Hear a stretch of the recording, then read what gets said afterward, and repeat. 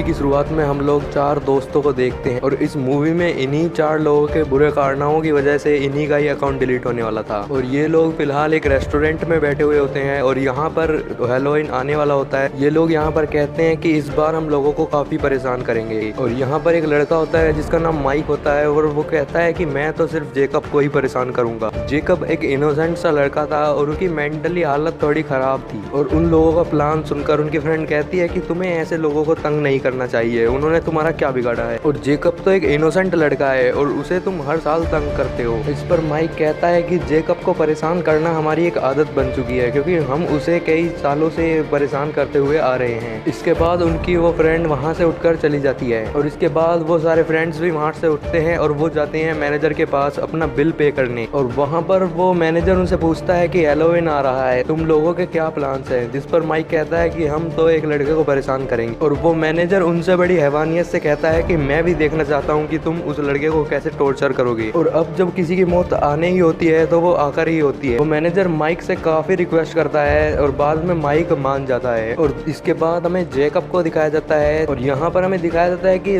Jacob एक mentally fit लड़का नहीं था और वो ज्यादा सोच नहीं पाता था और उसे कैंडी खाना काफी पसंद था और वो हमेशा कुछ कैंडीज अपने एक बकेट में रख कर रखता था। इसके बाद वो एक कार्निवल में जाता है और वहाँ पर वो एज ए वर्कर काम करता था। वहाँ पर उस कार्निवल का मैनेजर उससे कहता है कि तुम अपनी पूरी लगन से काम करना और अपना पूरा 100% देना। और ये बात भी ध्यान रखना कोई ऐसी गलती मत करना जिससे इस कार्निवल की और मेरी बेइज्जती हो जाए। इसके बाद वो ओनर जेकब से कहता है कि कार्निवल सिर्फ अब शुरू ही होने वाला है, जल्दी से तुम रेडी हो जाओ। और थोड़ी देर बाद जब जेकब अपने आप को रेडी करके बाहर आता है तो वहाँ पर माइक और उसके फ्रेंड्स आए हुए थे और वो वहाँ पर उसे परेशान करने लगते हैं। और लेकिन जेकब कई सालों से उनसे परेशान होकर तंग आ चुका था, इसीलिए वो माइक को वहाँ पर धक्का मार देता है। वो वहाँ पर सोचता है कि इसके बाद वो उसे छोड़ देंगे, लेकिन इसके बाद माइक को काफी ज्यादा गुस्सा आ जाता है और वो उसे मारने लगता है। और उसके बाकी फ्रेंड्स और वो होटल का मैनेजर भी वहाँ पर उसे पीटने लगता है और वो लोग जेकब को इतनी बुरी तरीके से मारते हैं वहीं पर उसकी डेथ हो जाती है। और वहाँ पर उनकी वो फ्रेंड भी उन्हें देख लेती है और वो ये सब देखकर काफी घबरा जाती है और वो सोचने लगती है कि ये सब इतना बुरा किसी इंसान के साथ कैसे कर सकती हैं। माइक और जब उसके फ्रेंड उसके घर जाती हैं तो उन्हें इस बात का बिल्कुल भी पछतावा नहीं था कि उन्होंने किसी का मर्डर कर दिया। और वहाँ पर भी वो लोग जेकब की ही गलती निकाल देते हैं। और माइक कहता है कि हम हर साल जेकब को परेशान करते थे लेकिन वो अपना डिफेंस नहीं कर पाता था और इसीलिए हमें उसे परेशान करने की आदत बन चुकी थी। और उसकी बदनसीबी ये थी कि वो इस साल मारा गया। और यहाँ पर हम जान पाते हैं कि ये कितने बड़े हैवान थे।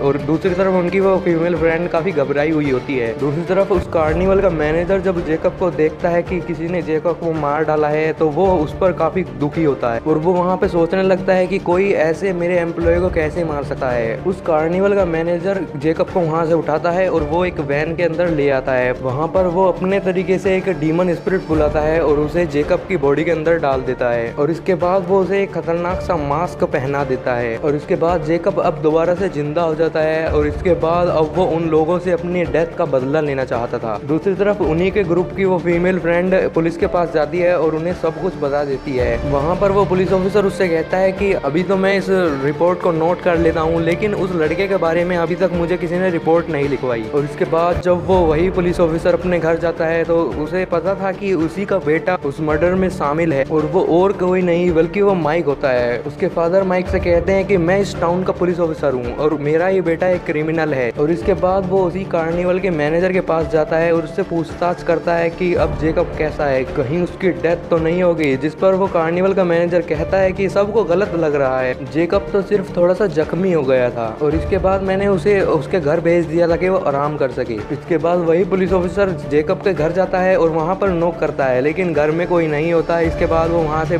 गाड़ी में बैठकर चला जाता है। दूसरी तरफ हम उसी लड़की को देखते हैं और उसके घर एक उसका फ्रेंड आया था और वो उसे बताता है कि पुलिस ऑफिसर ने जेकब के कार्निवल में जाकर वहाँ पर पूछताछ की तो उसे पता चला कि जेकब अभी जिंदा है। इसके बाद उस लड़के को काफी सुकून मिलता है कि जेकब अभी जिंदा तो है। इसके बाद हम लोग उसी रेस्टोरेंट के मैनेजर को देखते हैं और वो वहाँ पर अपने कस्टमर से कह रहा होता है कि मेरी हैलोवीन तो काफी अच्छी गुजरी और मैंने तो काफी मजा किया। इसके बाद वो वॉशरूम में जाता है और वहाँ पर वही बकेट रखी हुई थी जिसमें जेकब कैंडी खाता था। इसके बाद वो उस बकेट के पास जाता है और वहाँ उसमें रखी कुछ कैंडीज खाने लगता है लेकिन तभी वहाँ पर जेकब आ जाता है और उसका पेट चीर कर वहाँ पर उसे बहुत बुरी तरीके से टॉर्चर कर मार डालता है। और और यहाँ पर अब जेकब ने अपने एक मर्डरर का बदला ले लिया था। इसके बाद वहाँ पर वही पुलिस ऑफिसर आ जाता है इन्वेस्टिगेशन करने के लिए और वहाँ पर वो देखता है कि हर तरफ कैंडी कॉर्न बिखरी हुई थी। और जब वो पुलिस ऑफिसर सोचता है कि उस रात जेकब को परेशान करने में इस रेस्टोरेंट के मैनेजर का भी हाथ था, तो उसे वहाँ पर जेकब पर शक होने लगता है। वहाँ पर वो दो फ्रेंड भी आए हुए थे जिस पर वो पुलिस ऑफिसर उन्हें सब कुछ बताता है। इसके बाद वो दोनों जाकर माइक को और उसके बाकी फ्रेंड्स को वे सब कुछ जाकर बताते हैं। वहाँ पर माइक कहता है कि ये तो पॉसिबल भी नहीं है क्योंकि जेकब तो एक बहुत डरपोक इंसान था और वो किसी को ऐसे कैसे मार सकता है, और अगर उसमें इतनी हिम्मत होती तो उस रात वो अपने आप को बचा लेता। इसके बाद वो बाकी लोग भी उसकी बातों पर एग्री करते हैं और वो सोचने लगते हैं कि उसका मर्डर किसी और क्रिमिनल ने किया है। और वो लोग जब अपने फ्रेंड के घर से वहाँ से चले जाते हैं, इसके बाद उनका वो फ्रेंड अपने घर में काफी अनकंफर्टेबल फील करता है। और इसके बाद जब वो बाहर जाकर देखता है तो वहाँ पर उसे वही कैंडी का बकेट मिलता है और जब वो उसके पास जाता है तो जेकब वहाँ पर उस पर अटैक कर देता है और उसे वहाँ पर दीवार के सहारे दबोच लेता है। और इसके बाद वो अपने हाथों से उसकी स्पाइनल कॉर्ड उसकी कमर से अलग कर देता है और वहाँ पर उसकी मौके पर ही डेथ हो जाती है। इसके बाद जब वो पुलिस ऑफिसर इसके बाद वो उस कार्निवल के मैनेजर के पास जाता है वहाँ पर पूछताछ करने के लिए। और वहाँ पर वो मैनेजर कहता है कि मैंने आपको भी इस बार बता लिया कि वो अभी जख्मी है तो मैंने उसे अपने घर पर रेस्ट करने के लिए भेज दिया है। और जब वो लोग वहाँ पर बातें कर रहे होते हैं तो वहाँ पर एक और पुलिस ऑफिसर आता है और वो उसे बताता है कि माइक के एक और फ्रेंड की वहाँ पर डेथ हो चुकी है। और जब वो पुलिस ऑफिसर वहाँ पर इन्वेस्टिगेशन के लिए पहुँचा है तो वहाँ पर भी वही सेम कैंडी बिखरी हुई पड़ी थी। इसके बाद वो जेकब के घर जाता है और वहाँ पर तलाशी शुरू कर देता है, लेकिन वहाँ पर उसे जेकब नहीं मिलता। जब वो उसके बेड के नीचे देखता है तो वहाँ पर उसे एक बहुत पुरानी गली हुई डेड बॉडी मिलती है और जब पता चलता है तो वो डेड बॉडी जेकब की मदर की थी, लेकिन इस डेड बॉडी का बाकी होने वाले मर्डर से कोई भी लेना देना नहीं था। और इसके बाद अब वो पुलिस ऑफिसर खुद निकल जाता है जेकब को ढूंढने के लिए और इसके बाद वो अपने बेटे माइक से कहता है कि तुम घर से बाहर नहीं निकलोगे। और अब वो पुलिस ऑफिसर उस टाउन में होने वाले सारे कार्निवल फेस्टिवल्स सब को रोक देता है क्योंकि वो चाहता था कि सभी लोग अपने अपने घर में रहें और इसी वजह से किसी का मर्डर नहीं होगा। उसके बाद हम लोग उसी कार्निवल मैनेजर को देखते हैं जिसके एम्प्लॉय उससे पूछते हैं कि अब हम खाएंगे कमाएंगे कैसे, क्योंकि उस पुलिस ऑफिसर ने अब सारे शहर में सारे कार्निवल फेस्टिवल बंद करवा दिए हैं। और अब उन्हें उस कार्निवल के मैनेजर पर शक होने लगता है और वो उस मैनेजर से कहते हैं कि कुछ तो है जो आप हमसे छुपा रहे हो। और तभी वहीं पर बैठा एक आदमी उस मैनेजर से कहता है कि जो तुम कर रहे हो क्या वो तुम्हें सही लगता है। और वहाँ पर वो मैनेजर कहता है कि जी हाँ, मैं बिल्कुल सही कर रहा हूँ क्योंकि आज तक हम छोटे लोग माइक जैसे बड़े लोगों से टॉर्चर ही होते आए हैं और हम लोग टॉर्चर होते ही रहेंगे क्योंकि अब उन लोगों की हमें टॉर्चर करने की आदत बन चुकी है। और वहाँ पर वो बताता है कि जेकब तो कब का मर चुका है और वो माइक और उसके फ्रेंड ने ही मारा था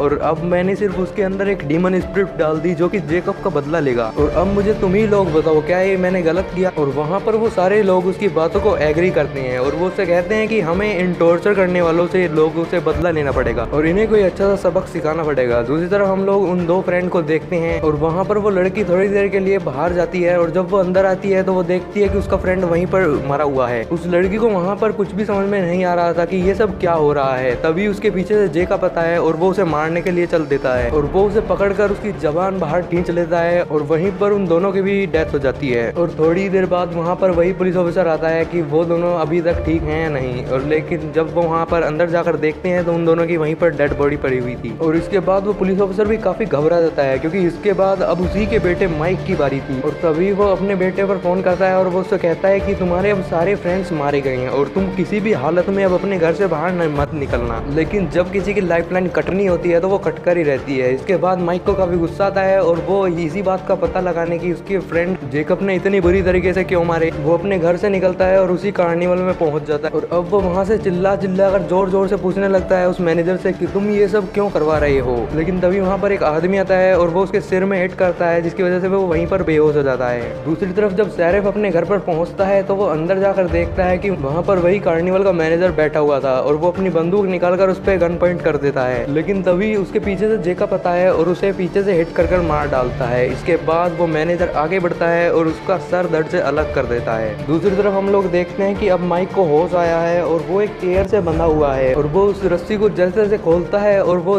आगे आकर देखता है कि उसके फादर की वहाँ से गाड़ी आ रही है और वो ये सब देखकर काफी खुश हो जाता है। लेकिन वो ये सब चीज देखकर चौंक जाता है क्योंकि उसकी गाड़ी में उसके फादर थे ही नहीं बल्कि उसकी फादर का हेड उसकी गाड़ी के ऊपर रखा हुआ था। और ये सब देखकर अब माइक रोने लगता है क्योंकि अब उसकी मौत उसके सिर्फ आगे ही खड़ी थी। और तभी वहाँ पर जेकब आता है जो कि उसे बहुत बुरी तरीके से अब टॉर्चर कर मारने वाला होता है और उसके बाद वो उसके दोनों हाथ पकड़कर उसके शरीर से उखाड़ कर फेंक देता है और वो उसके दांत निकालने लगता है और वो उसे काफी बुरी तरीके से टॉर्चर कर वहीं पर मार डालता है। इसके बाद हमें कुछ महीने बाद का सीन दिखाया जाता है जहाँ पर उस कार्निवल के मैनेजर ने अब अपना कार्निवल किसी और टाउन में शिफ्ट कर लिया है और वहाँ पर वो एक लड़की को माइक के दांतों का एक नेकलेस देता है और वो उसे जेकब के बारे में बताने लगता है। और वो लड़की उस मैनेजर की बातों पर विश्वास नहीं करती और वो कहती है कि कोई ऐसे कैसे जिंदा हो सकता है और वो वहाँ पर उसे कहता है कि जेकब को अपने बदला लेने के लिए दोबारा से जिंदा किया गया है। और इस मूवी के लास्ट सीन में हमें जेकब को दिखाया जाता है जो कि एक टेबल पर बैठकर अपनी फेवरेट कैंडी खा रहा होता है। और इसी के साथ ये फिल्म यहीं पर खत्म हो जाती है। तो दोस्तों आपको ये मूवी एक्सप्लेनेशन कैसी लगी? वीडियो अच्छी लगी हो तो लाइक करना, चैनल को सब्सक्राइब करना मत भूलिए।